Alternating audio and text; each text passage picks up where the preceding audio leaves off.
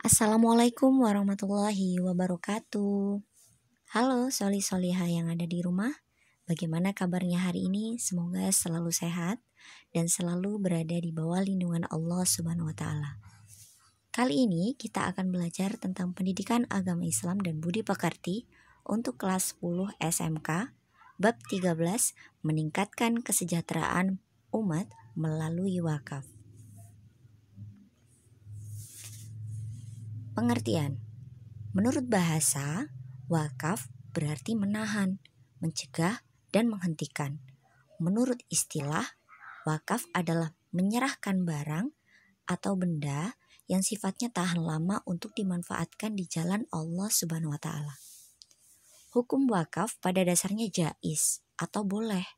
Namun, karena wakaf begitu penting sehingga sangat dianjurkan, sehingga menjadi sunnah.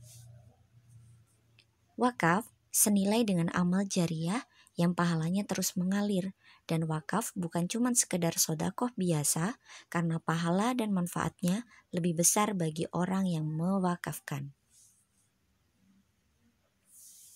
Dalil wakaf. Bismillahirrahmanirrahim. Lan tanalul birra hatta tunfiqu mimma tuhibbun wa ma tunfiqu min syai'in fa innallaha bihi alim. Yang artinya, kamu sekali-kali tidak sampai kepada kebajikan yang sempurna sebelum kamu menafkahkan sebagian harta yang kamu cintai. Dan apa saja yang kamu nafkahkan, maka sesungguhnya Allah mengetahuinya. Quran Surat Ali Imran surah ketiga ayat ke-92. Syarat wakaf. 1. Berlaku untuk selamanya dan tidak dibatasi waktu. 2. Tunai saat penyerahannya, saat sigot atau akad. Tunai artinya tidak boleh dicicil ya. 3. Harus jelas kepada siapa wakaf itu harus diwakafkan, baik kepada perorangan, kelompok, organisasi, atau badan hukum dan lembaga wakaf. Selanjutnya, sahnya wakaf diperlukan 4 rukun yang menjadi wajib. Jika salah satunya tidak dipenuhi, maka wakafnya tidak sah. Yang pertama, harus ada wakif, pihak yang menyerahkan wakaf. Kemudian yang kedua, mauquf alaih, merupakan pihak yang menerima wakaf, kelompok orang atau badan hukum yang diserahi tugas untuk mengelola harta wakaf disebut juga nazir. Yang ketiga, mauquf bih, merupakan harta atau benda yang diwakafkan. Jadi mauquf bih, semisal kita mewakafkan tanah, maka yang menjadi mauquf bih adalah tanah. Semisal kita mewakafkan sawah, maka yang menjadi mauquf bih adalah sawahnya. Keempat, sigot atau ikrar atau akad serah terima wakaf kepada nazir. Misalnya seperti ini.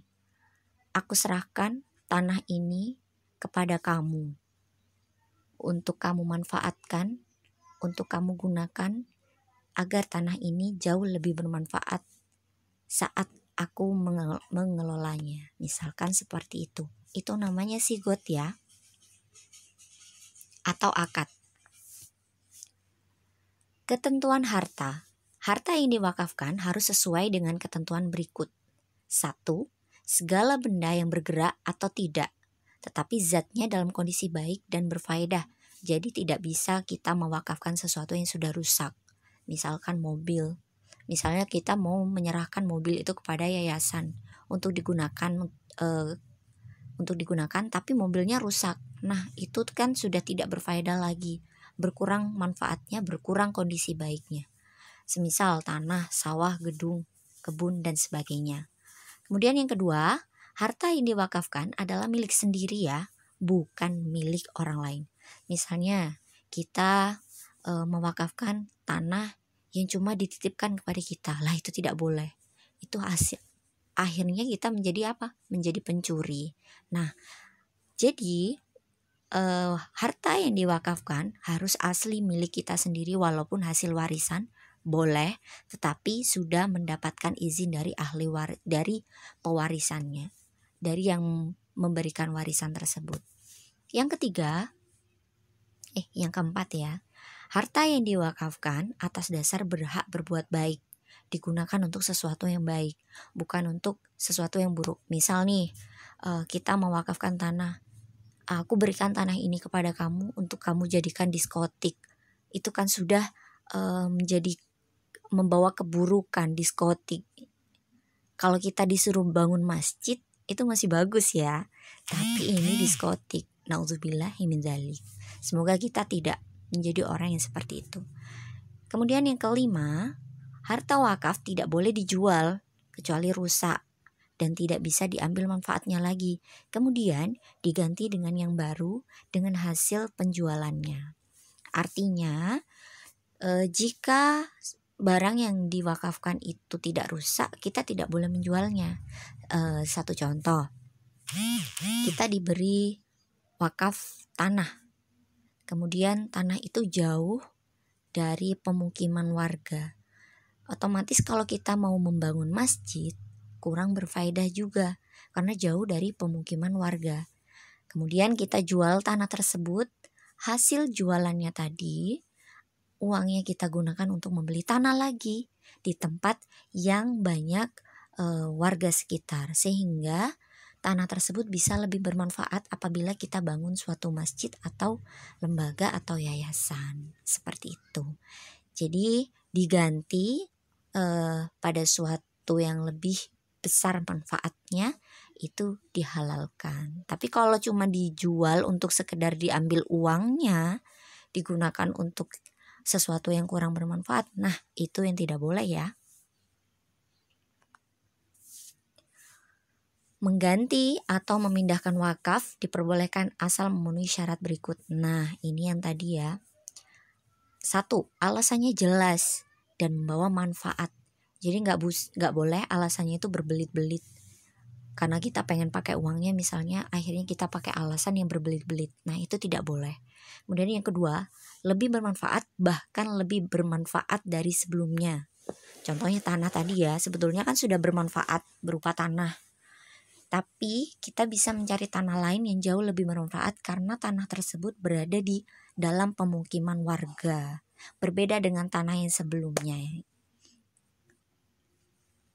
Kemudian perubahan ikrar pada wakaf diperbolehkan asalkan disetujui oleh ulama atau pemerintahan setempat dengan syarat tidak sesuai lagi dengan tujuan awal wakaf. Yang kedua, ada kepentingan dan kemaslahatan yang lebih manfaat. Sekali lagi, agama Islam itu tidak memberatkan kita. Apabila wakaf itu dirubah akadnya juga tidak apa-apa asalkan disetujui. Kemudian perubahan tersebut berdasarkan karena kita mencari manfaat yang lebih besar dari sebelumnya. Jadi kalau misalnya wakaf itu dirubah berdasarkan hanya keinginan pribadi kita atau digunakan untuk sesuatu yang hanya manfaatnya yang bisa merasakan hanya kita, nah itu yang tidak boleh. Karena sejatinya wakaf itu digunakan untuk manfaatnya bisa dirasakan oleh umat banyak, orang banyak. Ditinjau dari tujuannya kepada siapa wakaf diberikan, maka ada dua macam. Yang satu, wakaf ahli, yaitu wakaf yang ditunjukkan kepada orang tertentu, seseorang atau lebih, baik kepada keluarga wakif atau bukan. Wakaf seperti ini juga disebut wakaf zuhri. Contoh kasus, seorang mewakafkan sebidang kebun untuk dijadikan untuk kebunnya mungkin ini lanjutannya ya. Kebunnya digunakan untuk berkebun kembali, namun hasilnya disedekahkan atau untuk disedekahkan kepada yayasan, bisa seperti itu. Kemudian wakaf khairi, yaitu wakaf yang secara tegas diperuntukkan demi kepentingan agama atau kemaslahatan umum. Contoh kasus, wakaf yang diberikan untuk pembangunan masjid, lembaga, yayasan yang bersifat sosial, madrasah, dan lain-lain. Jadi wakaf yang khairi ini diperuntukkan untuk kemaslahatan orang banyak, Seperti itu ya. Pentingnya wakaf, menjamin keberlangsungan suatu amal usaha umat, misalnya masjid, madrasah, rumah sakit, dan lain-lain. 2. Memperjelas status tempat atau lahan wakaf yang digunakan untuk kepentingan umat. Sekali lagi, untuk kepentingan umat, bukan untuk kepentingan pribadi. Umat dapat mengambil manfaat wakaf tanpa mengurangi aset pokok dari wakaf tersebut. Makanya kan kadang wakaf itu berupa tanah, kemudian kebun, sawah, dan sebagainya ya, yang kita bisa mengambil manfaatnya tapi barangnya tidak berkurang sedikit pun. Kemudian yang keempat, pahala wakaf akan mengalir terus bagi wakif, orang yang mewakafkannya. Artinya apa? Pahalanya adalah pahala jariyah. Jadi walaupun kita sudah meninggal, apabila kita pernah mewakafkan suatu barang, maka pahala kita akan terus mengalir sampai kita sudah mati. Yang kelima, memberikan motivasi pada diri untuk mengisi kehidupan secara sungguh-sungguh dan maksimal. Hal itu akan membuahkan kesuksesan yang pada akhirnya memberi manfaat yang lebih besar untuk sesama. 6. Merupakan pelajaran bagi umat Islam untuk mengelola manajemen umat dengan baik. 7. Memberikan dorongan bagi umat Islam untuk menjalani hidup dengan sungguh-sungguh dalam berusaha sehingga hidupnya tidak menjadi beban untuk orang lain. Kedelapan, memiliki tanggung jawab terhadap kehidupan keluarga sehingga anak keturunannya memiliki kehidupan yang cukup. Hikmah wakaf. 1. Ganjaran wakaf akan terus menerus selama benda wakaf itu masih berguna. Sodaqah jariyah ya. 2. Generasi baru dapat memanfaatkan peninggalan masa lalu demi kemajuan pembangunan. Jadi seperti wakaf tanah, sawah, dan lain-lainnya yang wujudnya itu terus bisa bermanfaat, itu akan terus mengalir baik itu pahala ataupun manfaatnya. Ketiga, dapat mengurangi kemiskinan dan kebodohan umat. Keempat, dengan wakaf, benda-benda bersejarah dapat terpelihara dan terhindar dari kerusakan. Perundang-undangan tentang wakaf di Indonesia. 1. Peraturan Pemerintah Nomor 8 Tahun 1977. Kedua, Peraturan Mendagri Nomor 6 Tahun 1977. Ketiga, Peraturan Menak Nomor 1 Tahun 1978.